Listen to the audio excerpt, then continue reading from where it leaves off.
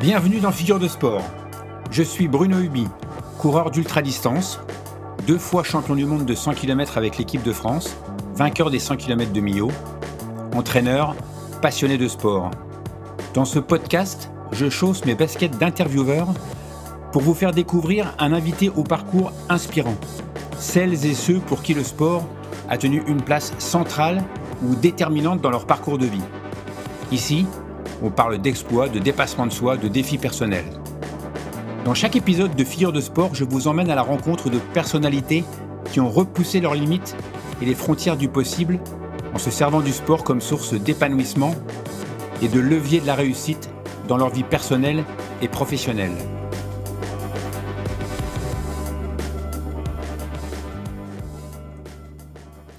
Aujourd'hui, j'accueille Arnaud Robinet, maire de la ville de Reims depuis 2014, président de la Fédération hospitalière de France, président de l'agglomération du Grand Reims, un élu qui court, ça court pas les rues. Eh bien si, Arnaud Robinet court les rues, il court aussi sur la coulée verte, où je le croise parfois. Le sport et nos élus commencent un match avec sa double casquette homme politique sportif. Arnaud nous dira, je l'espère, ce que peuvent faire et ce que font ceux qui nous gouvernent pour le sport. C'est de ça qu'on va parler dans ce nouvel épisode de Figure de Sport. Bonjour Arnaud. Bonjour Bruno. Merci beaucoup. Je suis ravi que tu aies accepté d'être l'invité de ce nouvel épisode du podcast. Je sais que ton emploi du temps est compressé comme un fichier zip, donc merci du temps que tu veux bien me consacrer. Avec plaisir. C'est vraiment très gentil de ta part. Alors, comme c'est de coutume sur ce podcast, même si tu es quelqu'un de connu, mais voilà, c'est la coutume. Est-ce que tu veux te présenter? Alors, non pas que je vais ne pas le faire, hein, c'est pas le souci, mais je trouve que quand un invité se présente, quand c'est lui qui le fait, c'est une facette qu'on découvre et qui est plus naturelle, qui n'est pas dans le prisme de celui qui l'interviewe. Donc, j'aime bien cette façon de commencer. Ok. Eh ben écoute, donc Arnaud Robinet, j'ai 50 ans, donc je suis maire de Reims depuis 2014, président du Grand Reims depuis 2024 et président de la Fédération hospitalière de France. Donc je suis né à Reims, je suis rémois, ma famille vit à Reims et de profession parce que j'ai une formation et un métier, même si aujourd'hui je suis en détachement. Je suis pharmacologue au CHU de Reims et enseignant-chercheur à l'UFR de médecine. Ok, d'accord. Joli CV. Joli CV. Alors, on est sur un podcast qui parle de sport. On ne parlera pas que de sport. Mais ma première question, c'est la suivante. Ta rencontre avec le sport, où, quand, comment? Ma rencontre avec le sport, elle date de ma plus tendre enfance. J'ai eu le sport a toujours fait partie, on va dire, de la vie de la famille Robinet. Mon grand-père a été avant-guerre champion de France de cross. Il a couru et marché jusqu'à l'âge de 80 ans. D'accord. Et puis il a fait partie des clubs mythiques rémois, le COFA, qui est un ancien club sportif de Reims. Il a fait partie aussi du Family à l'époque.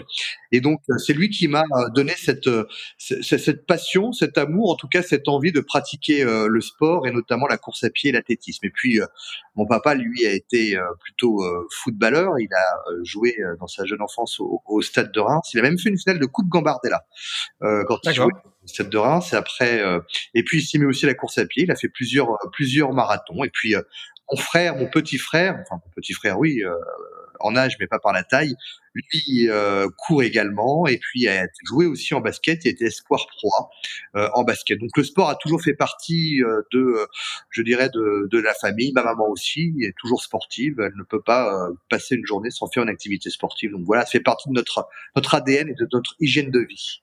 D'accord, ok, super. Alors, la journée ou les journées d'Arnaud Robinet, je suppose qu'elles sont très longues. Elles commencent comment? Elles se finissent comment? Est-ce qu'elles commencent par une séance de sport? Oui, alors il n'y a pas de journée type, mais elles peuvent commencer par une séance de sport, peut-être 2 à 3 fois par semaine, sans compter bien sûr le dimanche matin. Oui, elles vont commencer avec un petit footing matinal, décrassage, comme on le dit, entre 6h30 ou 7h du matin. Voilà, ça permet en tout cas de se réveiller. Et puis on se sent bien après un exercice physique, une bonne douche chaude et un café, et c'est parti pour la journée, les batteries sont rechargées. Eh ben voilà, on en arrive directement à ma question suivante. En tant que sportif, en tant qu'être humain, je dirais, Mmh. au-delà du politique, qu'est-ce que le sport t'apporte? Qu'est-ce que la pratique de l'activité t'apporte dans ton quotidien? Beh, on a j'ai une activité, mais comme beaucoup d'ailleurs, hein, voilà, qui peut être aussi assez stressante où, nous sommes contraints avec des agendas et autres et on a besoin de ces moments ou ces espaces de liberté et c'est vrai que courir, en tout cas, seul ou, accompagné, permet soit, de pouvoir faire aussi une introspection sur soi-même. Parfois, je trouve même des solutions à certaines problématiques, quand je cours, ou alors aussi parler d'autres choses quand je suis, accompagné. Donc ça fait partie d'un équilibre, de vie. Ça permet de s'évader, ça permet de se maintenir physiquement pour être en forme, certes, mais surtout aussi de prendre de la hauteur et du recul. Je ne vois pas comment je pourrais exercer la mission qui est la mienne sans avoir une activité, physique, régulière. Et pourtant, des tas d'hommes politiques, des tas d'élus ne font pas de sport.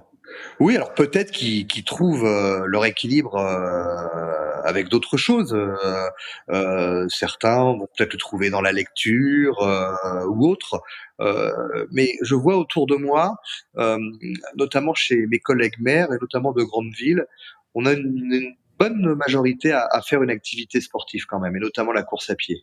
Je pourrais citer, bien sûr le maire de Cannes, le maire de Nice, je ne cite que, le maire de Charleville, plus proche de nous, Boris Ravignon, également. Voilà, donc on est quand même un certain nombre à courir, à faire une activité physique. Mmh. Alors c'était aussi une des questions que j'avais notées, même si elle n'est pas fondamentale. Est-ce que courir, est de droite? Nicolas Sarkozy, De Villepin, Bruno Le Maire, Laurent Wauquiez, est-ce que courir, c'est de droite, Arnaud Robinet? Non, je pense pas. Courir n'est pas de droite et d'ailleurs, je dis toujours que le sport et la course à pied, c'est transversal. Et quand on est sur une ligne de départ, quelle que soit la course, une course sur route, un trail ou autre, on se fiche de savoir si on est de droite, de gauche, du centre ou quoi que ce soit. On est face à la même difficulté, face au même challenge. L'objectif est d'être finisher ou parfois d'améliorer, bien sûr, de faire un chrono. Hem, non, non, moi je connais aussi des collègues maires, qui sont pas de la sensibilité politique, qui courent et même ici au niveau de Reims ou du Grand Reims. Donc non, non, il n'y a pas de couleur politique pour la course à pied. D'accord. Mais c'est vrai que, et tu le soulignes, enfin moi je suis pas très objectif, mais je pense que la course à pied, c'est vraiment un des rares sports où il y a pas de couleur de peau, il y a pas de niveau social. On peut prendre le départ à côté des grands champions. Il y a pas beaucoup de sports qui offrent cette possibilité, cette mixité sociale, ce mélange, des genres et peut-être aussi que c'est, une des raisons pour laquelle la course à pied, remporte autant de succès et du coup, hem, quels seraient ou quels sont d'après toi les avantages pour un élu, pour un homme politique, de pratiquer de l'activité physique? Non pas pour lui en tant qu'être humain, mais pour lui en tant qu'homme politique dans son travail. Est-ce que ça impacte? Est-ce qu'un un homme politique qui court, qui fait de l'activité physique, qui fait du sport, va travailler, va aborder différemment son rôle d'élu qu'un autre? Ou pas?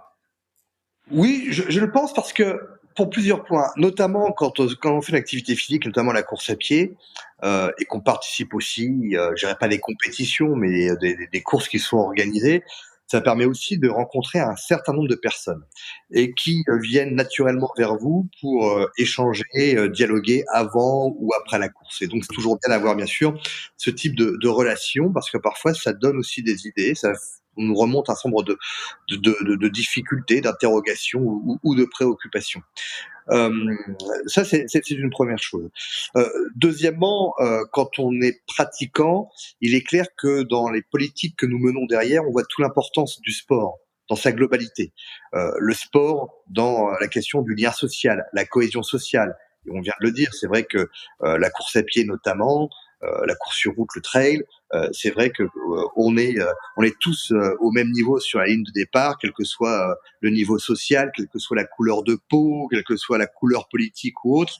Et donc, il est vrai que c'est un lien et un vecteur de cohésion sociale. Troisièmement, le sport, c'est aussi l'école de la vie. Donc, bien évidemment, quand on sait ça, quand on prend conscience de ça, ça infuse dans les politiques que l'on souhaite mener. Et moi, en tout cas, je considère que la politique que nous souhaitons mener ici à Reims, c'est cet objectif de sport pour tous, pour répondre à toutes les envies de nos concitoyens, que ce soit celles et ceux qui pratiquent en club, que ce soit celles et ceux qui pratiquent de façon individuelle, donc on peut dire globalement les coureurs du dimanche matin. Et puis, il y a aussi une notion, le sport santé, qui est un vecteur ô combien important dans la prévention pour nos concitoyens. Donc oui, bien évidemment que le sport, quand on est pratiquant, ça infuse dans les décisions que l'on peut prendre, dans les politiques que l'on peut mener.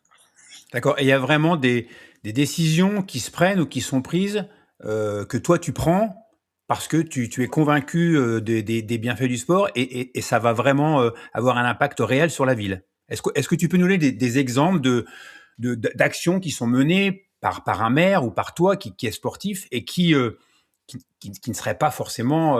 Moi, en fait, moi, j'aime le sport. Le sport, c'est ma passion. J'aime aussi la politique, mais c'est pas mon métier, puis c'est pas ma passion. Mais j'ai toujours peut-être cette naïveté de me dire, un maire sportif, ben forcément, ça va impacter sur la ville, ça va impacter sur les gens qui y habitent, et ça ne peut être que positif. Après, voilà, dans les faits concrètement, quels sont les leviers sur lesquels on peut agir? Comment ça se passe concrètement?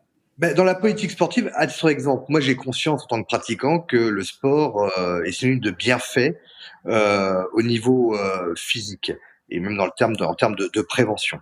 Ben, nous avons mis nous en place euh, notamment un dispositif de sport gratuit à tous les publics à travers le Reims Urban Nature, hein, qui a lieu chaque printemps depuis 2021, qui présente près de 150 activités sportives et outdoor et ouvert à tous les âges sur près de 2 semaines. On a mis en place l'école municipale des sports, parce que derrière, il faut inciter nos jeunes à faire une activité physique. Donc, ils ont la possibilité, ça concerne 3000 jeunes à Reims tous les mercredis matins, la possibilité de découvrir une activité physique avec un objectif derrière, bien évidemment, c'est qu'ils aillent aussi dans les clubs et dans les associations. Le sport santé, les dispositifs qu'on a mis en place, à Reims, Sportez votre santé avec l'appui du réseau Sport Santé Bien-être et sous l'égide d'ailleurs du dispositif régional prescrit Move. Donc on accompagne les clubs locaux dans la promotion d'activités physiques euh, sportives adaptées et accessibles notamment aux personnes atteintes ou porteuses de maladies chroniques. Ce sont quelques exemples, bien évidemment. Le sport en termes d'image, de communication pour la collectivité à travers l'accueil de grands événements nationaux, voire internationaux. Je pourrais citer le Reims Champagne Run, on l'a vu cette année, plus de 21 000 inscrits, 21 000 participants. Derrière, c'est aussi une image, de la possibilité à un grand nombre de pratiquer une activité et également dans une effervescence, dans une ambiance un peu particulière. Voilà quelques exemples. En tout cas, le sport, il doit être à destination de tous les publics, les jeunes et les moins jeunes. D'accord, ok. C'est vrai que le Reims Champagne Run, là, 21 000 coureurs à Reims le même jour, c'est presque incroyable de se dire que 21 000 personnes ont couru le même jour dans une Ouais, ville à dimension quand même encore humaine, hein. Reims, ouais, c'est bien une sûr. petite ville. Je pense que c'est vraiment, oui, c'est une réussite incroyable. On fait partie aujourd'hui, ça se maintient, enfin on est dans le top 10 hein, des courses en termes de participants au niveau national. Et c'est vrai, on le voit, hein, on a un peu on a cette dynamique hein, qui existe autour de la course à pied, sur route ou d'ailleurs sur trail, et qu'on voit aujourd'hui, quelles que soient les organisations. J'ai participé dernièrement au trail du Chemin des Dames. On le voit dans l'Aisne, il y avait aussi beaucoup de participants et qu'à un moment, les inscriptions sont dans l'obligation d'être closes parce qu'à un moment, voilà, il y a trop de participants. Mais c'est très bien d'avoir cette effervescence autour du sport et de la course à pied. Je pense que, en tout cas, c'est un bon signe. Il faut continuer. Alors là on parle du trail du Chemin des Dames où ce ne sont pas des organisateurs professionnels, c'est une association, ce sont des passionnés, ce sont des bénévoles.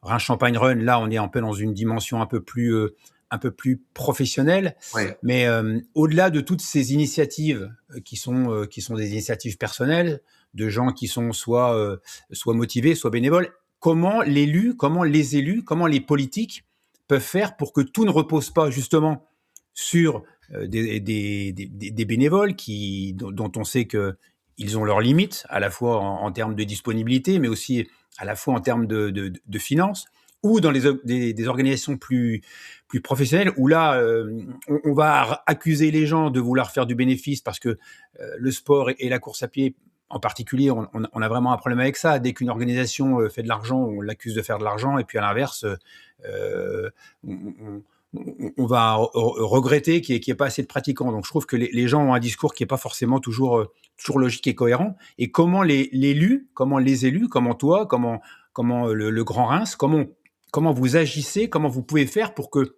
tout ne repose pas sur des bonnes volontés ou sur des organisations qui soient professionnelles avec une visée derrière qui est plus de faire des bénéfices et d'avoir des résultats.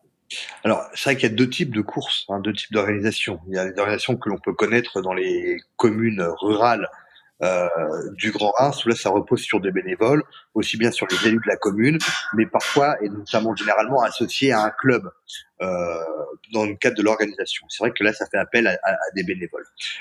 Mais sur des grands événements tels que le Reims Champagne Run, aujourd'hui, au vu des contraintes, parce que nous avons des contraintes en milieu urbain, en termes de sécurité, bien évidemment, en termes de logistique, aujourd'hui, on est dans l'incapacité, je dirais, d'organiser un tel événement uniquement en se reposant sur des bénévoles ou même un ou deux clubs. Ce n'est pas possible. Et donc derrière, ça a aussi des coûts. Quand vous êtes dans l'obligation de sécuriser tout un parcours, une manifestation, il y a mobilisation, bien évidemment, de la police nationale, de la police municipale. Tout ça, elle a un coût. Nos forces de l'ordre, elles ne sont pas bénévoles. La question de la logistique, la question des ravitaillements et autres, et même si on retrouve des bénévoles sur les ravitaillements à Champagne Run, mais toute la logistique aujourd'hui, elle mérite bien sûr d'être, on va dire, professionnelle. Alors, il est vrai que on voit aujourd'hui les inscriptions à certaines courses sont de plus en plus chères, euh, mais il faut avoir conscience que derrière, il y a bien sûr des gens qui travaillent. Quand on fait appel à des bénévoles et aux clubs, les clubs, ils ont aussi une subvention qui correspond aussi à leur investissement, et ce qui est tout à fait normal. Donc tout ça, forcément, ça a un coût, il faut en avoir conscience. Mais je dirais également que il faut aussi qu'on ait conscience que le coût de l'inscription ne reflète pas le prix réel, je dirais, du coût de la course dans sa globalité. Donc c'est une participation que nous demandons. Après, il y a une autre course à Reims, hein, qui est aussi une course extrêmement populaire, qui est la foulée des sacres, qui est là, est organisée certes par des bénévoles, mais par des professionnels. Ce sont les pompiers, ils savent organiser, ils connaissent la logistique, ils sont aussi accompagnés d'autres personnes, mais on est sur un format de 3000 personnes. Mais quand vous organisez aujourd'hui des courses au-delà de 10 000, on est dans l'obligation d'être accompagné par des professionnels, des structures qui savent organiser ce type de manifestation. À l'époque du marathon de Reims, c'était bien sûr les agents de la ville qui organisaient cette compétition et cette manifestation. Ben, ça mobilisait des agents toute une année. C'est-à-dire qu'une manifestation, on la prépare pas une semaine à l'avance. Enfin, c'est toute une année de préparation en termes de recherche de partenaires, de logistique, de parcours et autres, etc. Aujourd'hui, ce n'est pas le rôle d'une collectivité comme Reims, ça n'en a plus les moyens, aussi bien humains que matériels. Donc oui, moi je n'ai pas de difficulté à ce que des organisateurs professionnels puissent nous accompagner dans la nation de tels événements. Donc au final, ce qu'on peut dire, c'est que peut-être que c'est une organisation professionnelle, et d'ailleurs ils ont le droit de faire du professionnalisme et ils ont le droit de faire des bénéfices avec le sport. C'est pas un gros mot. Mais du coup, ce qu'on apprend là, grâce à ce que tu viens de nous dire, c'est que finalement, ça préserve quelque part nos impôts et c'est quelque chose de moins qui sort de la poche du contribuable au final. Ben, d'une certaine manière, oui. Alors bien sûr, tout a un coût, hein. Mais par exemple, si je prends le Rhin Champagne Run, il faut savoir que la ville aussi, elle récupère aussi de l'argent puisque il y a une part de redevance de la part de l'organisateur. Voilà. Et après, moi, ce qui m'apporte, je pense que c'est, même si ça a un coût, en tout cas, c'est un investissement. Moi, je suis heureux en tant que maire, mais heureux en tant que citoyen avec moi, de voir autant de monde pouvant participer à un tel événement. C'est la fête, c'est une ambiance particulière, c'est ça. Voilà, et je pense que c'est aussi le rôle d'une collectivité d'organiser de tels événements accompagnés par des professionnels. Ça marche, ok. Non, mais bon, je pense qu'on est tous d'accord là-dessus. Est-ce qu'il y a d'autres grands projets qui sont prévus à Reims, au-delà de la course à pied? Est-ce que c'est quelque chose, voilà, un élu, c'est quelqu'un qui se projette à 10 ans, à 20 ans, à 30 ans? Est-ce qu'il y a des choses qui sont prévues? Est-ce que le sport à Reims va encore s'améliorer, va encore grandir? Bon, bien sûr, on a le stade de Reims qui est, je dirais, la figure mythique et emblématique de la ville, mais est-ce que cette politique de développement du sport, elle est déjà un peu structurée? Est-ce qu'il y a des choses qui vont se mettre en place? Oui, alors déjà, en termes d'équipement, à travers le plan pluriannuel d'investissement que l'on a voté, 150 millions d'euros sur 10 ans, aucune collectivité en France n'aura autant investi dans ses équipements sportifs, que ce soit piscine, nouveaux complexes et autres, etc. Bien évidemment, on va continuer, on continuera à accompagner nos clubs et des critères ont été mis en place sur l'accompagnement des clubs avec, en fonction du nombre d'adhérents, la question de la parité homme-femme, le sujet des jeunes, la participation aux événements qui sont organisés par la ville de Reims, titre d'exemple. Et puis derrière, il y a les événements. Parce que moi, je pense qu'on a besoin d'événements sportifs pour justement donner l'envie à nos concitoyens de participer, de faire du sport. Il y a le Rash Champagne Run. J'espère pouvoir annoncer prochainement, pas moi, mais en tout cas, un grand événement autour aussi du vélo. Il y a aussi, on voit l'émergence d'une discipline en termes de vélo qui n'est pas le vélo sur route, qui n'est pas le VTT, mais qui est le vélo mixte que l'on appelle Gravel. le gravel.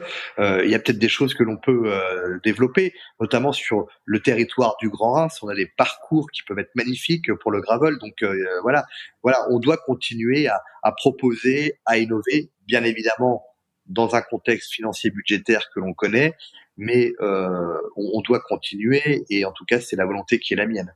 Il y a une épreuve qui s'est lancée à Bar-sur-Aube là, qui a un gros succès. Ils ont rebondi sur l'étape du Tour de France où il y avait les chemins blancs et ils sont en train de proposer des épreuves et voilà, qui aurait cru qu'à Bar-sur-Aube, une ville que je connais bien puisque mon père est né là-bas, qui aurait cru qu'à Bar-sur-Aube, une entreprise privée viendrait s'organiser, que ça rencontrerait autant de succès et ça marche du feu Ça de Dieu. marche. Ça met en avant le territoire, ça met en avant les vignes, ça met en avant l'Aube. C'est vrai que le Bien sûr. sport, et je te l'apprends pas, est un vecteur aussi Communication. de communication, de faire découvrir un territoire, de le faire reconnaître. On voit l'impact du Tour de France, qui est une Bien sûr. véritable vitrine pour notre pays. Mais, parce qu'il y a un mais à mon avis, alors, je vais être un peu long, hein, Non, je t'en prie. je vais être un peu long, mais voilà. Pour moi, le sport, c'est pas simplement les équipements et c'est pas simplement les organisations, parce que je pense qu'en France, on est très bon là-dessus. On est excellent de l'organisation du Tour de France. On est capable d'organiser les Jeux Olympiques. On l'a vu, hein, Mhm. ça a été un événement. C'est un événement extraordinaire. Donc, dans le domaine de l'organisation, on est peut-être pas un pays majeur, mais on est un pays qui est très très au point. Et pour autant, je trouve, hein, tu vas me dire, mais c'est aussi pour ça qu'on en discute, je trouve que les hommes politiques pensent toujours le sport comme un loisir, pensent toujours le sport comme... mais on oublie, à mon sens, on oublie sa contribution éducative. Et, et du coup, j'ai l'impression, mais peut-être que je me trompe, hein, et c'est pour ça que je te pose la question, que nos élus pensent à organiser, on est très fort pour ça, on a vu les... Mais derrière, le soufflet retombe un peu vite. Et, euh, et, le passage à l'activité physique, le passage à l'acte ne se fait pas forcément. On l'a vu avec les Jeux Olympiques, le soufflet est retombé. Derrière, il y a pas eu vraiment grand-chose. Les sportifs sont déçus, les sportifs se plaignent du traitement. Donc, qu'est-ce qu'en pense le maire sportif? Et j'aurais tendance à dire, qu'est-ce qu'en pense Arnaud Robinet, qui est quelqu'un qui murmure à l'oreille d'un ex-premier ministre et qui sera peut-être président à l'élection présidentielle. Donc, quand on arrive dans les hautes sphères politiques, moi, je suis curieux de savoir ce qu'en pensent les gens qui nous dirigent. Est-ce qu'il y a vraiment une vraie volonté de se servir du sport comme un moyen d'inclusion, comme un moyen d'avoir une société en meilleure santé? Est-ce que nos politiques sont conscients de ça? Je l'espère, mais qu'est-ce qu'ils vont faire, ou qu'est-ce qu'ils font, ou qu'est-ce qu'ils feront réellement pour qu'on ne soit pas juste un pays qui organise les Jeux Olympiques, mais un vrai pays avec une vraie culture sportive? Alors, la personne que tu as sous-entendue est un sportif. Hein. Lui, il pratique la boxe plusieurs fois par semaine. Il a besoin aussi de se défouler. Mais moi, je vais être peut-être te surprendre, mais je pense qu'aujourd'hui, la politique sportive au niveau national, elle n'est plus assumée par l'État. Elle est assumée par les collectivités. Je donne un exemple. Tu parlais de sport, valeur éducative.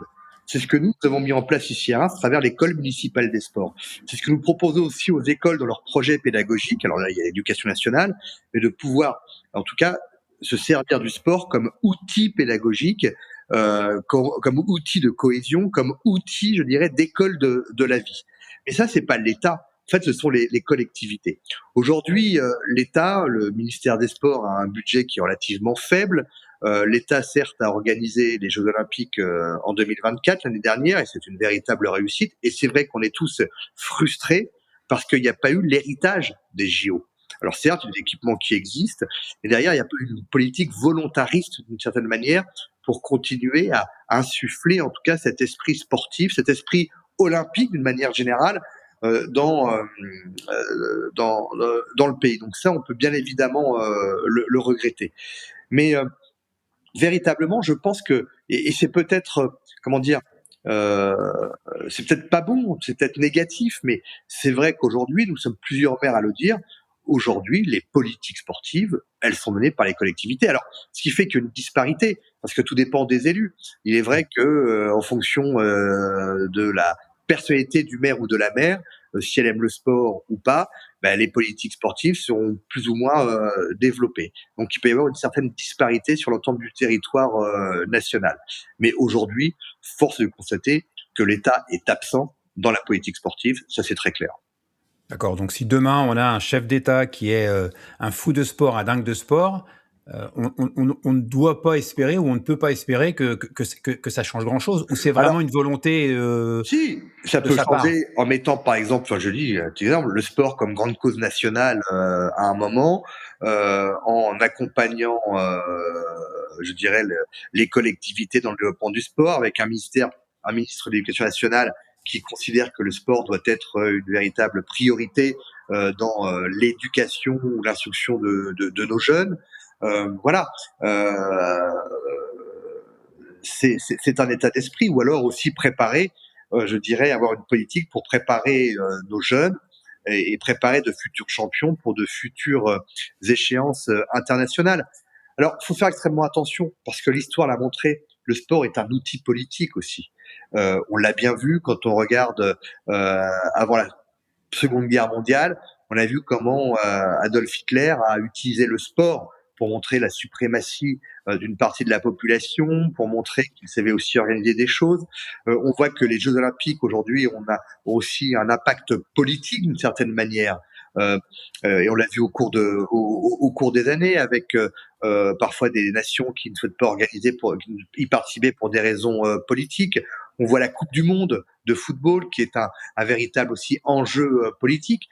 Et parmi d'ailleurs les grands événements, celui qui est peut-être le moins politique, mais qui est le troisième événement regardé au monde, c'est peut-être le Tour de France, qui a moins d'impact politique, qui est moins utilisé comme outil politique par des dirigeants.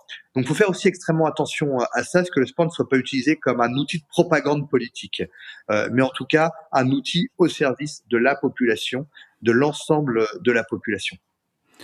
Alors, on est d'accord, et le sport pourrait être utilisé comme un médicament. Le sport médicament, moi, c'est une formule que j'aime bien, et là, je m'adresse aussi au président de la Fédération hospitalière de France.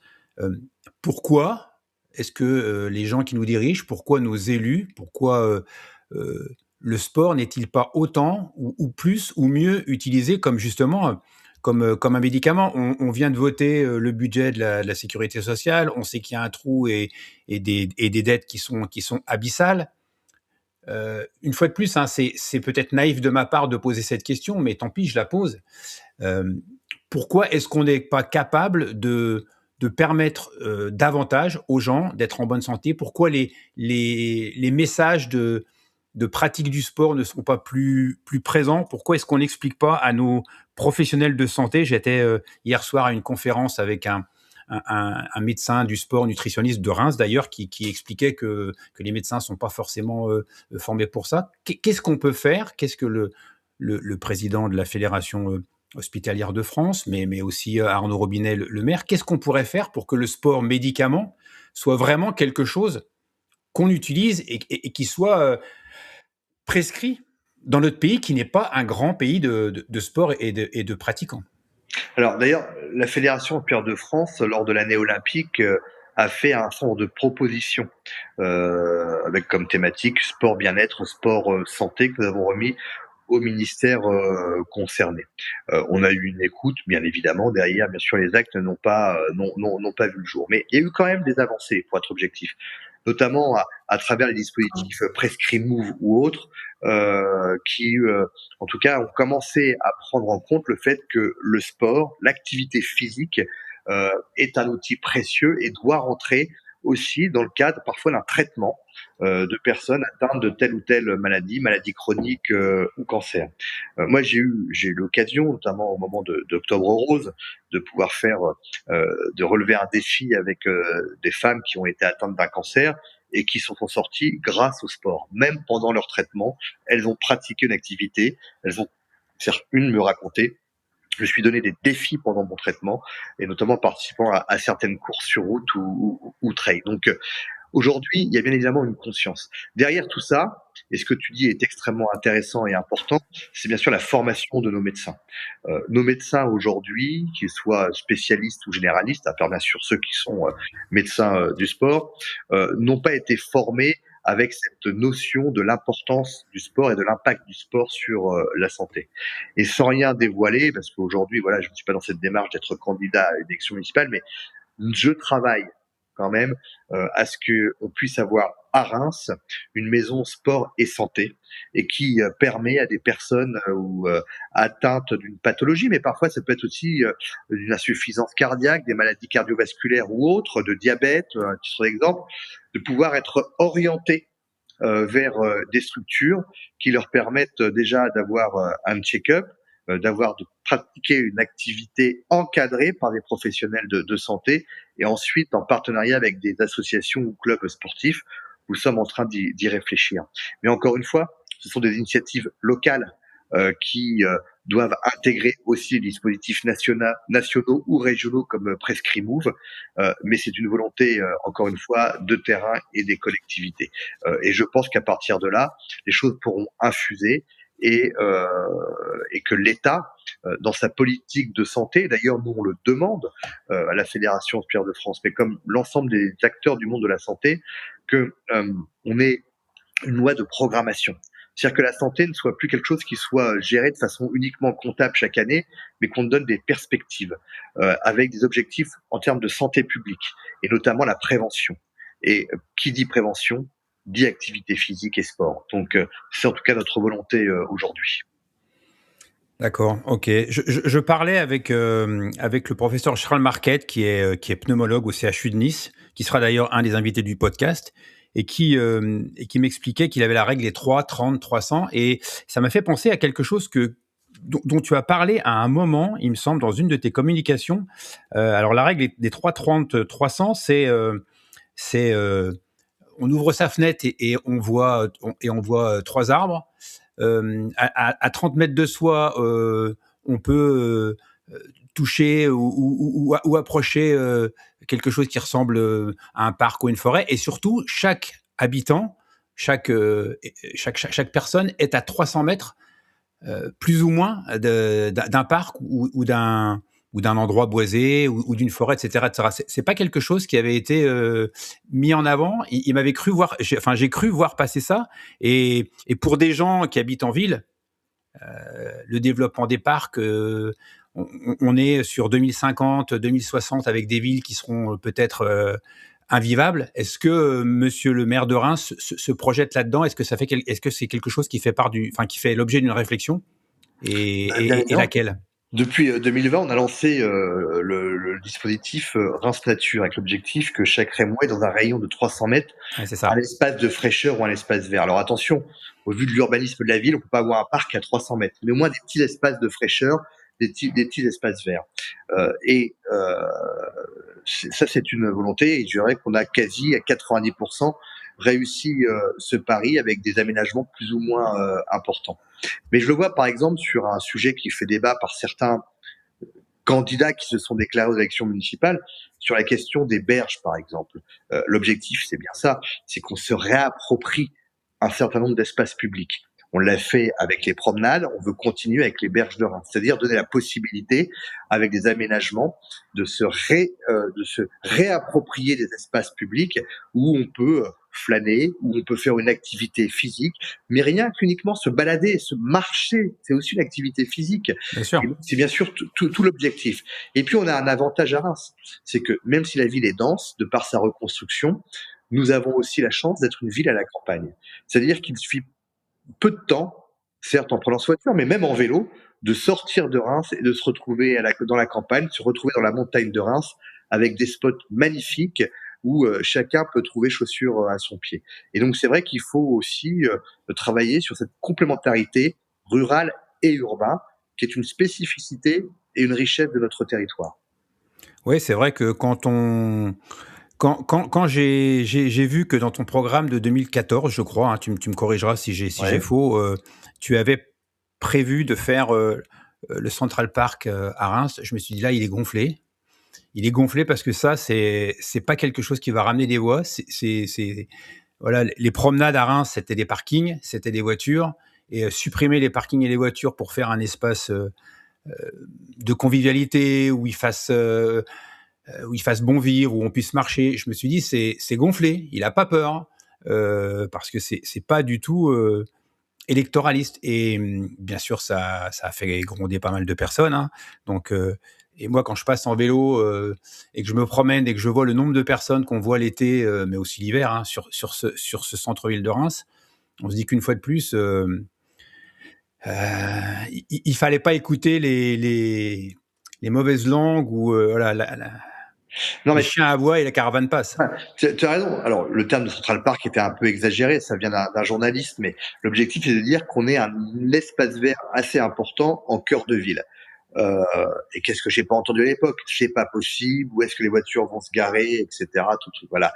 Et aujourd'hui, force est de constater que c'est le lieu le plus mixte de Reims, c'est là où il y a la plus grande mixité, que ce lieu est utilisé et fréquenté par des familles, par des sportifs. Moi-même, encore ce matin, j'ai utilisé les promenades lors de mon footing matinal. Voilà, et c'est plutôt agréable. On est en sécurité, pas de voiture et autres. C'est plutôt agréable. Mais Ouais. derrière tout ça, bien évidemment, quand on va vers de tels aménagements, ben, on bouscule les habitudes de certains. Voilà. Mais derrière, c'est le rôle d'un maire. C'est-à-dire, c'est aussi porter une vision pour répondre aux défis qui sont les nôtres, pour répondre aux défis de notre société et les défis de notre pays. Que ce soit le vieillissement de la population, que ce soit les changements climatiques, que ce soit la prise en compte du sport également comme un vecteur de prévention dans la santé. Et c'est l'objectif de tous ces aménagements, des promenades, de la coulée verte et bien d'autres. On peut parler du parc également qui est en train de voir le jour dans le quartier Europe, parce qu'il n'y a pas que les promenades. Euh, on a aussi le parc Le Maire qui va faire l'objet d'investissements, d'aménagements pour le sport et notamment en direction de nos aînés pour du sport bien-être, je dirais du maintien physique. Euh, voilà, c'est certes, c'est parfois pas forcément compris par certains. D'ailleurs, ce sont les mêmes qui aujourd'hui pointent du doigt l'aménagement des berges. Mais je ne doute pas que quand tout sera terminé, ce seront les premiers à profiter, bien évidemment, de tous ces espaces. Donc tu confirmes bien que la passerelle sera aménagée, qu'on pourra traverser le canal en vélo ou à pied en toute sécurité. Ben oui, notamment, cette ville n'avait pas été, et c'est normal. Après, au moment de la reconstruction, on avait puis il y a un siècle, on parlait pas de déplacement en vélo. Voilà, on était encore peut-être sur les déplacements à cheval à l'époque.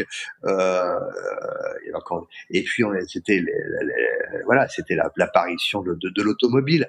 Euh, et c'est vrai qu'on doit s'adapter. Le partage de l'espace public, parfois, c'est pas forcément accepté par les automobilistes. Et j'en suis un. Euh, mais si on prend les berges par exemple, c'est que je considère qu'on ne peut pas traverser la ville aujourd'hui en toute sécurité, en vélo ou même à pied. Les ponts qui ont été construits n'ont pas été construits pour ça. Et donc c'est pour ça que on a cette passerelle qui est en cours de construction dans l'usine et qui va être assemblée sur site, va permettre aux cyclistes, aux piétons, de pouvoir traverser, je dirais, de part et d'autre le canal, ce qui est autoroute aujourd'hui, pour rejoindre la coulée verte et le parc Léo Lagrange. Oui, je confirme, je confirme. Je me déplace en vélo en ville, je me déplace en courant et ouais, j'attends cette passerelle avec Alors, il y a une impatience. chose qu'il faut pas oublier. Le premier mode de déplacement, parce que nous sommes une ville du quart d'heure, une ville très dense, mais le premier mode de déplacement utilisé à Reims est la marche. D'accord, Mmh. OK. Ah oui, ça a été mesuré? Ouais, ouais, Ça a ouais, été ouais, analysé? ouais, OK, ouais. Mmh. OK, d'accord. Bah, écoute, moi, j'ai commencé à vivre, à Reims, dans les années, 2010. J'avoue que quand je prenais mon vélo, je pense que j'avais cette sensation de risquer ma vie. Mais Mmh. vraiment, hein, je suis sérieux quand je dis ça. Mmh mh. Voilà, on est 15 ans plus tard. On peut, c'est pas encore parfait. Les cyclistes, sans doute, vont se plaindre et à juste titre. Mais voilà, on peut se déplacer à Reims en vélo sans risquer sa vie en permanence, et Après, c'est tout quand n'est même pas très parfait, agréable. hein, bien évidemment, on revient de loin, hein. Tout n'est pas parfait, mais les choses vont s'améliorer au fur et à mesure. Mmh. Bien sûr, bien sûr. Mais là, c'est sûr que tout ce qui concerne l'aménagement de la ville, là, enfin, moi, j'ai bien conscience, et je pense que tout le monde a bien conscience que ce sont nos élus locaux qui décident ou pas de faire les choses. Alors, on va arrêter de parler politique, on va reparler un peu de toi, de sport, voilà. Et puis de découvrir un peu le Arnaud Robinet sportif. Ton meilleur souvenir de sport? Oh, mon meilleur souvenir de sport, En heu tant que pratiquant, hein, bien sûr. en tant que pratiquant? Oh, bah, je crois que c'est, mon 1er marathon et être finisher. C'était voilà, parce que je suis Alors, conscient. c'était quoi ce premier marathon? Bon, c'était Valence et Ah, en quand fait, même. j'avais un objectif. Pour être, transparent, c'est que j'avais jamais fait le marathon et je me dis: «Je ferai un marathon pour mes 50 ans». Et puis, en fait, j'avais 48 ans, donc c'est pas si vieux que ça, il y a 2 ans et c'était mon 1er marathon et c'est vrai que, quand on est finisher, on se dit: «Ah, quand est-ce que je fais le prochain?» Bon, ça nécessite, et je parle sous tout contrôle, Bruno, bien évidemment, aussi une préparation et autres, mais c'est vrai que voilà, se donner, un objectif, un challenge, et quand on le réussit, bah ouais, c'est une satisfaction et c'est un beau souvenir. Alors, tu l'as bouclé en combien de temps, ce premier marathon? Mon 1er marathon, je crois que c'était en 4h20. Ah, bah, c'est bien, Ouais, pour un ouais, bah, moi, je premier. voulais aujourd'hui, voilà, moi, j'ai des contraintes, je peux pas faire, voilà, je peux pas m'entraîner tant que autant que je le souhaiterais. J'ai aussi 50 ans, donc voilà, moi aujourd'hui, c'est vraiment prendre plaisir quand je participe à une course, et puis être finisher. D'accord. Mm. Donc, est-ce qu'il y a eu un deuxième marathon en moins de 4 heures? Non, non, non, non, non, je pense pas. Peut-être que je peux me donner l'objectif de d'aller sur 4 heures. Moins de 4 heures, je pense que ce sera difficile. On sait jamais, mais pourquoi pas 4 heures. Et puis après, j'ai aussi des objectifs en trail. J'aime me donner des objectifs. Voilà. Mm. Ouais, d'accord. OK. Alors, bien évidemment, la question qui va de soi, c'est ton pire souvenir de sport? Ah, mon pire souvenir à titre personnel? Oui, en Ouais, tant que pratiquant. ouais, en tant que pratiquant, non, j'ai pas de pire souvenir. Euh, Parce que je me suis dit, quand j'ai fait j'ai participé à des épreuves, des événements, des compétitions. L'objectif est de participer, l'objectif est de terminer. Je crois que j'ai jamais abandonné. Si j'ai abandonné une fois, c'était au Sparna Trail l'année dernière, parce qu'en fait je revenais de blessure et j'étais pas assez préparé. Mais je dirais pas que c'est c'est pas mon pire souvenir. Voilà, ça faisait partie d'ailleurs d'une prépa, etc. Voilà, c'était pas le pire souvenir. Non, franchement, je le dis, j'ai pas de mauvais souvenirs en sport. Ah, À c'est part plutôt bon parfois, signe. c'est plutôt bon signe, à part, voilà, bien, comme tout sportif ou pratiquant, on peut se blesser, voilà. Alors si, peut-être, euh, allez, semi-marathon de Deauville, dans le cadre d'ailleurs de la préparation du marathon de Valence, où arrivé au 6e kilomètre, petite déchirure derrière la cuisse, ce qui fait que je me suis arrêté de courir, mais pas possibilité de revenir, de me ramener sur une départ, donc j'ai terminé le marathon en boitant et quasi à pied. Le marathon, voilà, des conditions un peu difficiles et douloureuses. Et en plus, on était à 3 semaines de mon premier marathon, donc heureusement que j'ai eu un bon kiné derrière qui m'a permis de pouvoir faire le marathon 3 semaines après. Mais voilà, parce que là, c'était pas agréable en fait. Voilà, c'était pas agréable. Ouais, c'est vrai, c'est ce qu'on redoute tous. Mm. Finir en marchant, que ça soit un entraînement ou une Ouais. compétition, Ouais. C'est horrible, c'est frustrant, Ouais, c'est vraiment le truc ouais. qu'on n'a pas envie de faire Ouais. et qu'on veut éviter au maximum. Est-ce que ton meilleur souvenir de sport, c'est aussi la performance dont tu es le plus fier? Ouais, ça remonte, hein, non, mais le plus fier, c'est que j'ai été, champion de Champagne, de relais.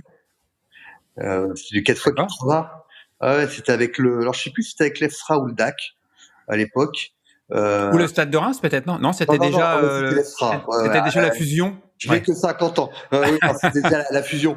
Après, j'ai truc, moi j'avais gagné, en benjamin, le Cross Canal 51 qui n'existe plus, qui avait été Ouais, au le Parc cross du Cambrai à canal, ouais, l'époque.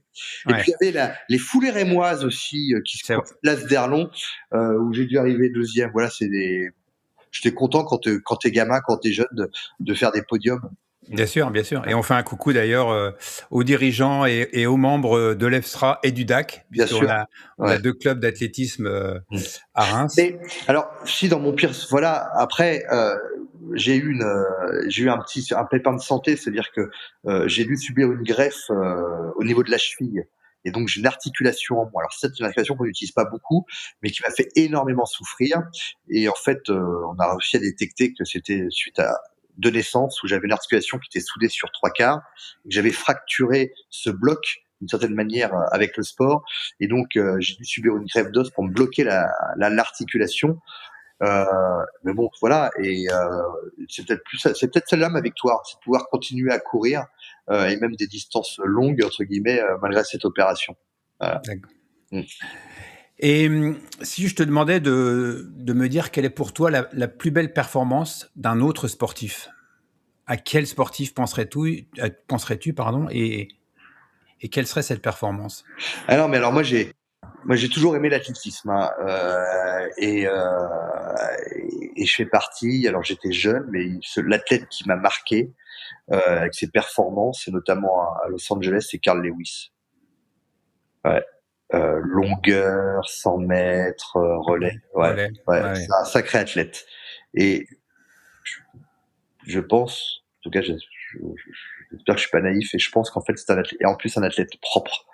Et que, par contre, parce que j'ai ce souvenir à Séoul où Carl Lewis perd au 100 mètres, la finale du 100 mètres des JO face à Ben Johnson, qui lui était totalement dopé, ouais, ouais, ouais, qui était chargé comme une mule. comme une mule. Mm. Non, Carl Lewis, oui, oui, Carl Lewis. Après, j'ai aussi, et je regarde attentivement, je veux dire, les performances de nos athlètes rémois, et ils ont été nombreux dans différentes disciplines à nous faire briller. Alors en athlétisme, on pourrait parler bien évidemment Denise Barber. J'étais présent à Paris aux Mondiaux en 2003. On pourrait parler bien sûr de Johan Diniz.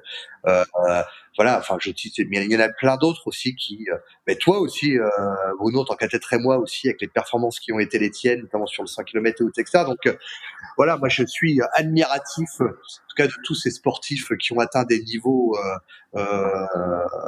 internationaux, et parce que je mesure derrière tout le travail.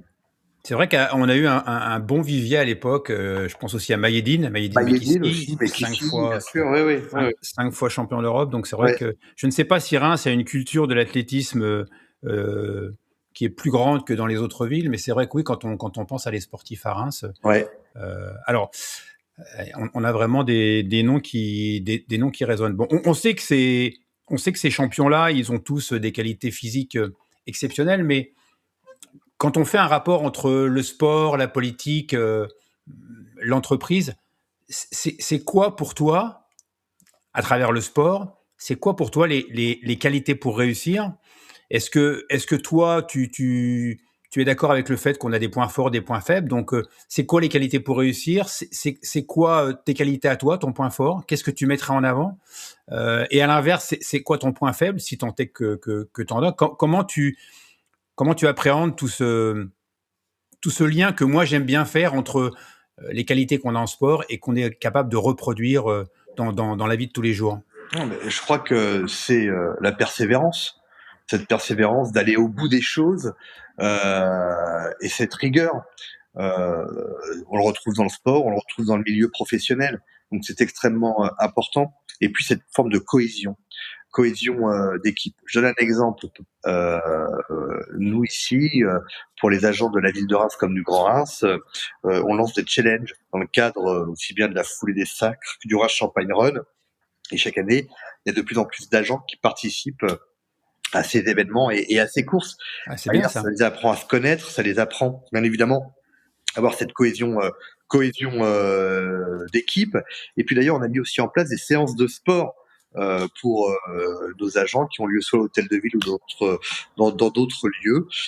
C'est important. Donc le bien-être, mais surtout voilà, entre le sport et la vie professionnelle, la persévérance, la rigueur, l'envie de se dépasser.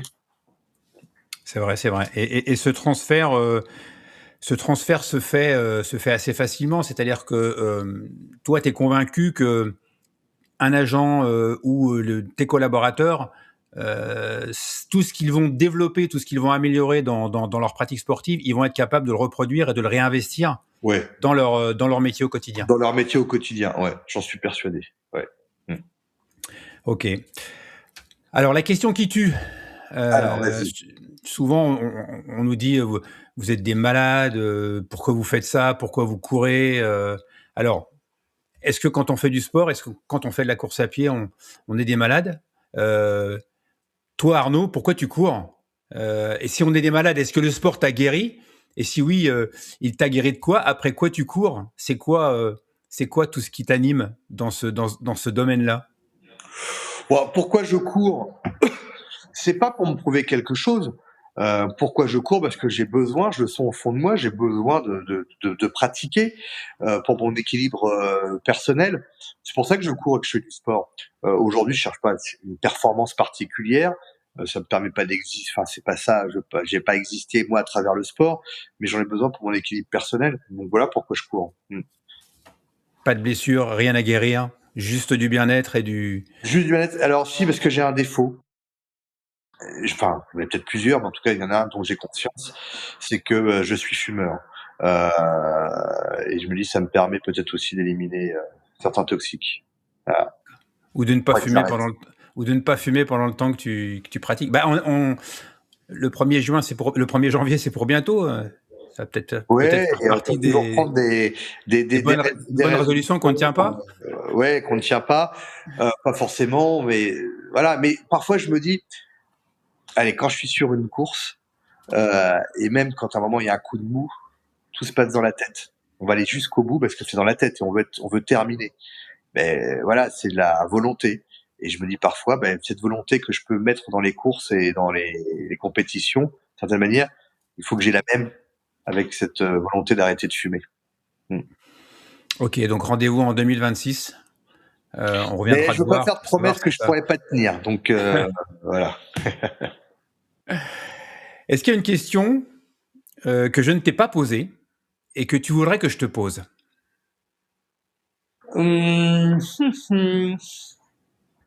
À brûle pour point, comme ça, je dirais non. Mais par rapport au sport, bien évidemment. Oui, au sport, oui, bien sûr. Ouais, lié au sport. Écoute, non, je n'ai pas comme ça de questions qui me viennent qui me vient à l'esprit comme ça. On a balayé pas mal de choses. Par les médias, tu es sans doute plus sollicité pour les aspects vraiment politiques. Je pense que des Ouais, questions plus, c'est politiques, vrai on que t'en pose oui, tout le temps. Des questions sur le sport, on t'en pose peut-être très peu. un peu moins ou Un peu. peu moins. C'est vrai que je suis Voilà. sollicité soit pour des raisons politiques, parfois l'actualité, ou bien sûr sur les sujets de santé, de par ma casquette de président de la Fédération des hôpitaux de France. Mais c'est Il vrai n'y que a je suis pas des fois des sujets sur lesquels on te pose jamais de questions ou on va pas te chercher où tu te dis ah, mais pourquoi il m'a pas posé cette question? En fait, c'est super sympa, j'aimerais bien parler de ça. Non, c'est pas un truc auquel tu penses, ça fait pas partie de non, ça fait pas de tes réflexions. non, ça ne fait pas partie des réflexions.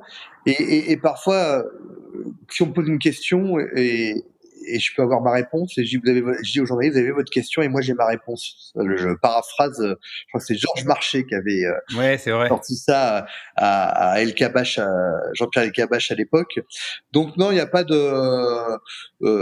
Quand j'ai une interview, je sais de quoi je vais parler. Je connais les thématiques, donc je suis pas forcément surpris. Par contre, il est clair que j'ai eu un interview il y a pas très longtemps où c'était sur le Arnaud Robinet, non pas forcément le maire, mais le citoyen et l'homme.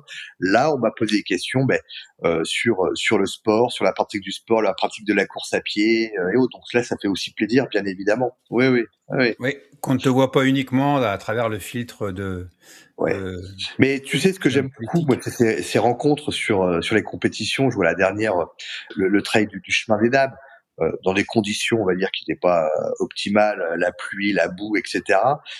Mais j'ai rencontré des gens sur le parcours. On était dans la même, excusez-moi du terme, la même merde entre guillemets, c'est le cas de le dire, et qui dit oh monsieur le maire, il y a un maire qui veut être avec nous, etc. Et on voyait qu'on était dans les mêmes souffrances, dans les mêmes difficultés. Et donc on a échangé durant le parcours, on a même quasi terminé ensemble et on s'est réécrit le lendemain alors qu'on se connaissait pas auparavant et où on dit ah monsieur le maire maintenant nous on organise telle course dans l'Aisne, ça serait pas que vous venez. Tu vois, c'est ça le sport, c'est ça qui est génial, c'est que on fait des rencontres et ça c'est top. Quoi. Ouais. Dans une bonne ambiance, un bon état d'esprit. Alors ça change un peu de l'ambiance politique. Moi, Oui, je le disais tout à l'heure, j'aime la politique, mais c'est vrai qu'en ce moment, la politique ne montre pas son vrai visage. Alors, il y a 2 façons de voir les choses. Il y a des gens qui pensent que les politiques sont déconnectés du quotidien, sont déconnectés. C'est un mot qu'on entend souvent, hein, politique, déconnecté.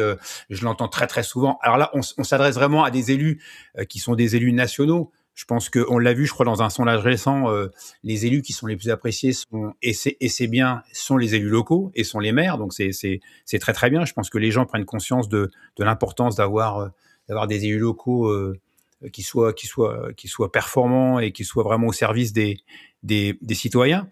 Mais de même que moi, je suis admiratif des bénévoles en sport qui sont là et qui se donnent. C'est quoi le moteur? C'est quoi qui anime un Arnaud Robinet, un maire pour se lancer dans ce métier qui n'en est pas vraiment un et qui n'en est pas vraiment un? Je fais des liaisons mal à propos, qui n'en est pas vraiment un. C'est quoi ta motivation profonde? Parce qu'on prend des coups.